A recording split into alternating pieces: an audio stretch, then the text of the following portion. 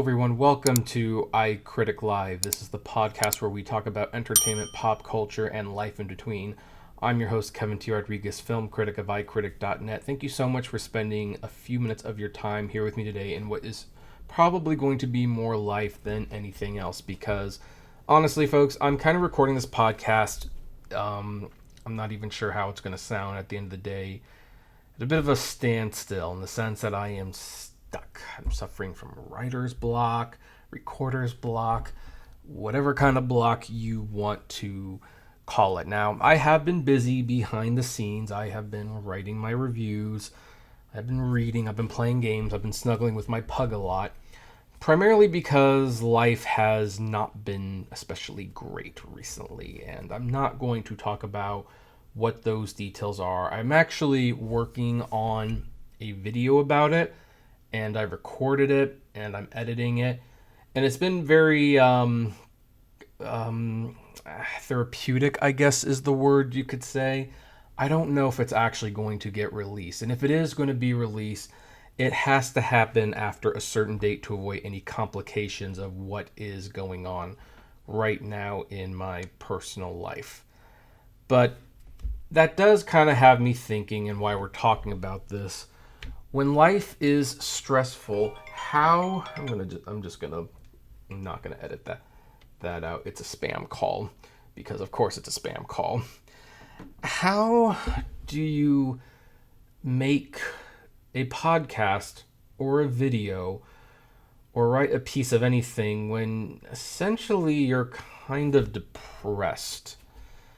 And I have a lot of reasons to be depressed. This isn't just I just don't know what's going on in my life, so I'm just not very happy, and I guess it is the way it is. Better call the doctor and get my meds tweaked. No, there's some serious things going on in the background with me personally, with my family. Thankfully, no one's died, but there was potentially a close call there for someone. And the frustrating thing about what I do is that, well, I'm the kind of person who's going to take breaks. I'm the kind of person who's going to take a step back, kind of catch my breath, and not let the world overwhelm me, which is probably what you should do. But you know how when most of us have jobs and we're really kind of feeling beaten down by life, and the response by the corporate America or just your job in general is, well, look, if you need some time off because you need to have mental health break or whatever, you've got some sick time you can use, or you can use some vacation time.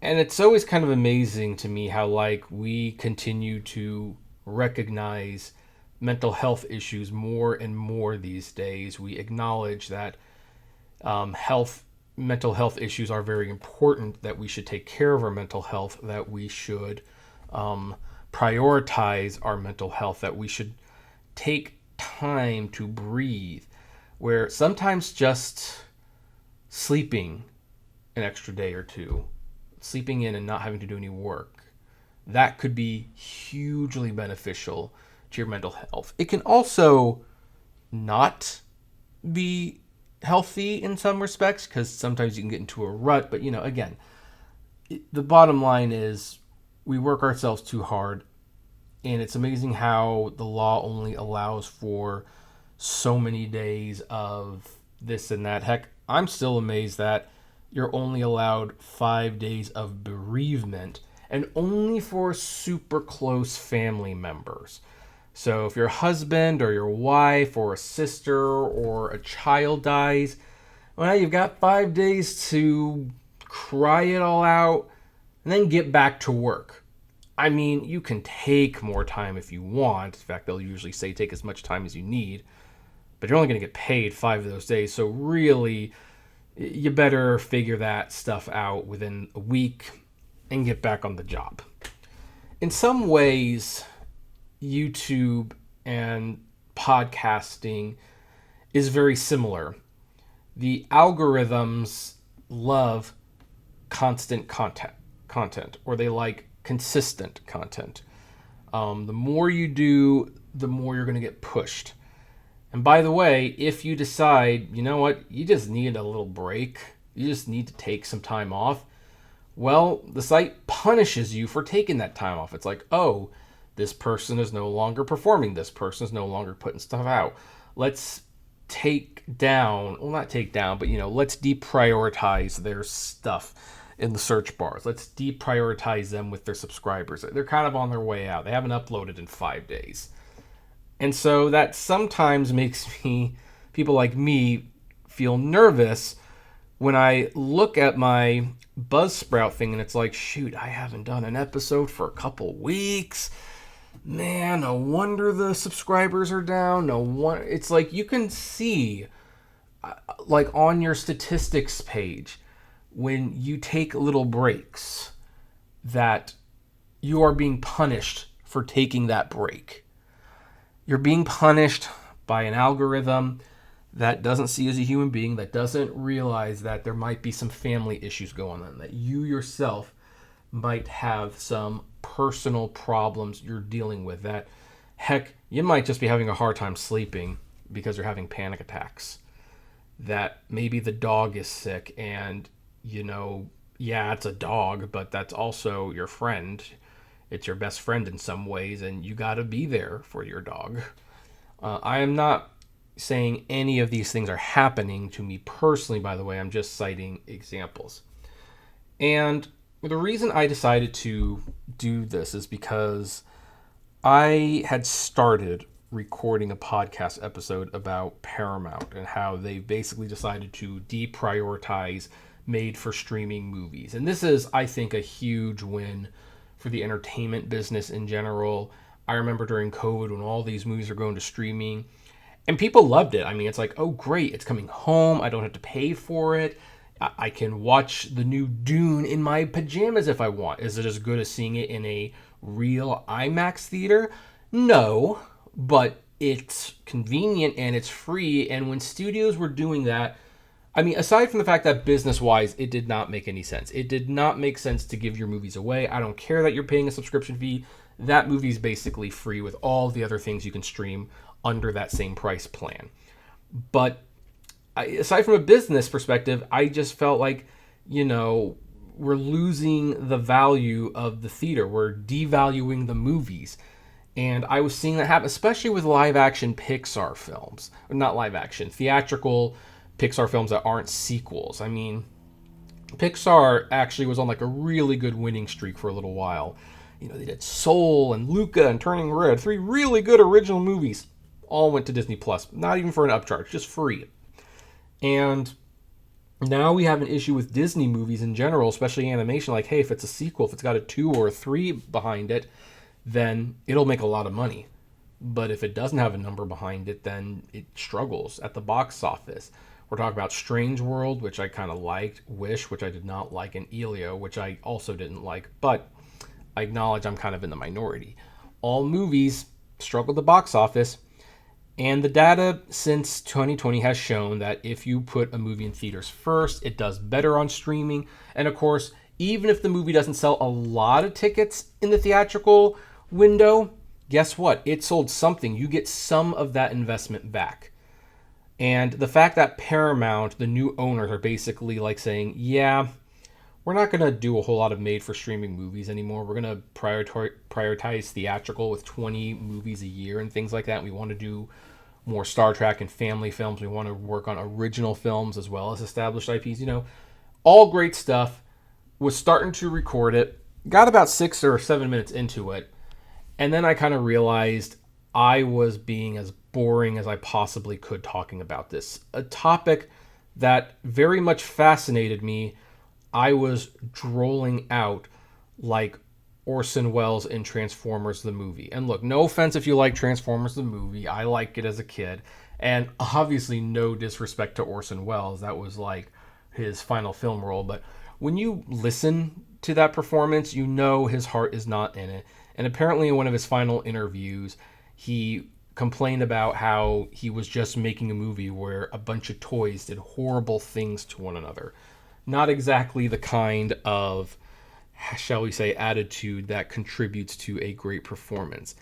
And so once in a while, if a podcast isn't working, I'll click the stop button and I'll just either start over or I'll scrap the project altogether. So I stopped it, but I didn't really start it again. I wasn't feeling like it. But it's also been a while since I've uploaded an episode, and it's like, well, shoot, I gotta keep my channels active, don't I? So I decided, you know what? The slogan of this thing is entertainment, pop culture, and life in between. This is life. It technically does affect the podcast, so I figure, what the heck? I'll talk about it. If PewDiePie can talk about his mental exhaustion on being with social media, then I can too.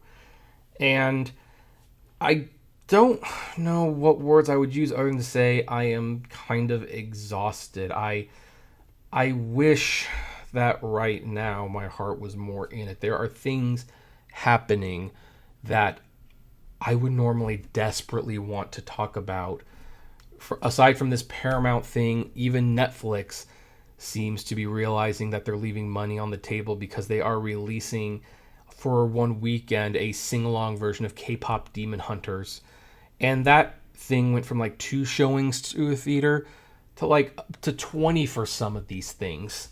Thankfully, the new Spike Lee, Denzel Washington movie Highest to Lowest is playing near me. Now, I could drive a little farther and use my Regal Unlimited, or I could go to this cinema that's a lot closer and I'll use my movie pass. I want to be able to talk. I would do an episode of that normally, talking about why is Apple still being afraid with theatrical after F1 did so well. If they can get their budgets under control, theatrical could be a very profitable side business for them. They could make money releasing movies, and they could put the stuff on the Apple TV Plus platform. And by the way, I'm sure Criterion would love to release some of these movies like Killers of the Flower Moon in the Criterion collection, which won't bring in a lot of money, but it'll bring in something. I'd like to talk about all of these. And I guess in some ways I am. But the time and attention I would normally give to these things, I'm not having the energy for it right now. There's a group interview that I'm hoping to have finalized in September. No hints, because, I don't want to promise something I can't deliver on. And also because it's of a personal nature for some of these people, and even for me, if I'm being honest, in a fanboyish sort of way, it's personal.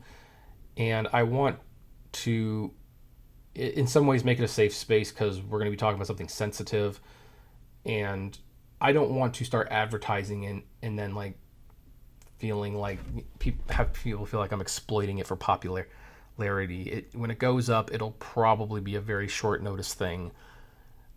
But aside from that, I just don't know what I want to record. I don't know what I want to talk about in detail. I don't know how my future on YouTube and podcasting, such as it is going to go forward. I'm even looking at my old Apptrepreneur channel and thinking like, man, there's a lot of things I could be talking about that would fit great with that channel. Do I want to get into uploading another channel? I mean, I finally started getting momentum of this channel. Is this one of the problems, that I get bored with topics and I decide to switch to another topic for a while and then I lose the momentum that I had for the other project? Heck, does anyone even care about things like this where you kind of vent your personal frustrations to the world? I mean, people have got their own problems. I mean, heck, some people are stressed just by reading the news every day, and I don't blame them for getting stressed by reading the news every day. There's a lot going on to be stressful about. What is someone who does a animation podcast? Why should his concerns be dumped onto me, right? But I just kind of want to let people know that, aside from the fact that I'm alive, that it's okay to not be okay sometimes. As long as you talk to someone, if you are feeling truly down, and I do have a great support system. I do have great friends. I have people who care for me during what is definitely been a very tough situation, if I'm being frank. I do have those people supporting me in the background.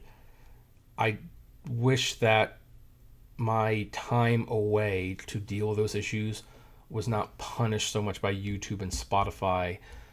Like, I really wish there was some understanding on the algorithms part on that. And I wish I felt inspired more to talk about some of these things because I love doing these shows. I love it.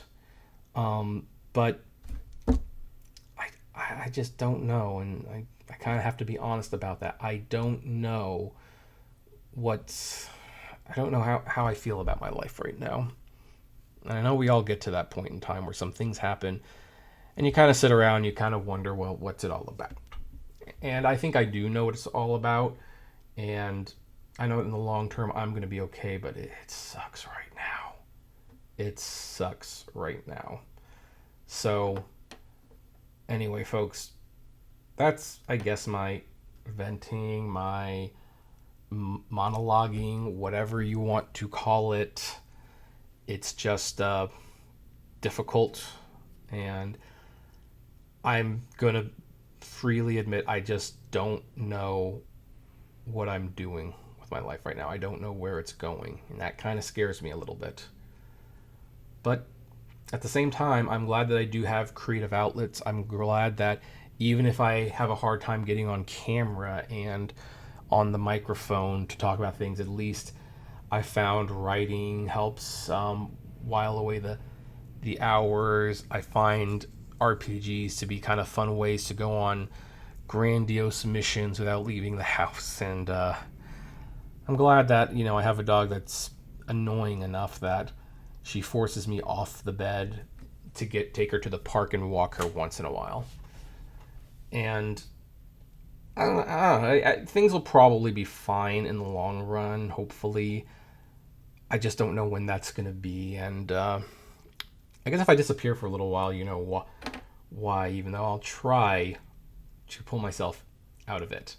But, yeah, now I've been rambling for 17 minutes or so. That should be more than enough for an episode. So, you know what? I'm going to eschew the normal subscribing plug because it seems kind of weird if you're like a new person to this podcast and you listen to this and it's like I've just basically gone on and on about how much I am struggling and don't like my life. And by the way, if you like what you hear, let's make it official and just give a subscribe. No, that seems really, really crazy. But I will say, call your loved ones, hug your pets. If you're married, give your spouse a kiss. And I'll see you at the movies.